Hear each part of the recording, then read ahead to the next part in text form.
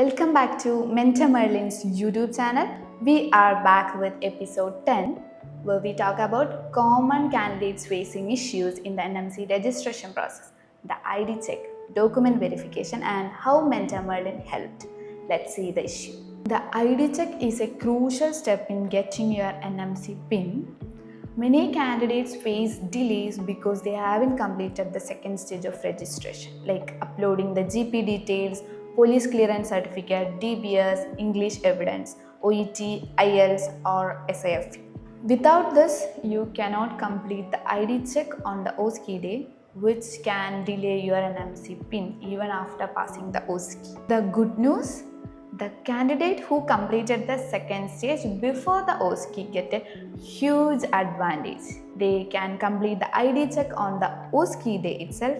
No need to book separate ID check appointment. Prevent delays in issuing your NMC PIN. At Mentor Merlin, we guide you step by step to prepare all the documents correctly so you are ready for a smooth ID check on the day of your OSCE.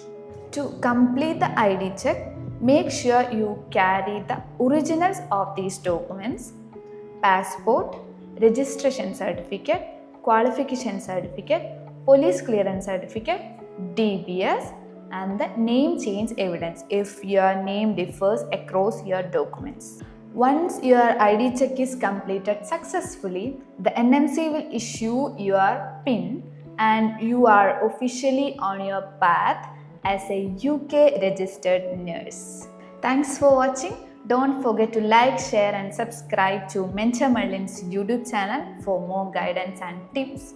See you in the next video.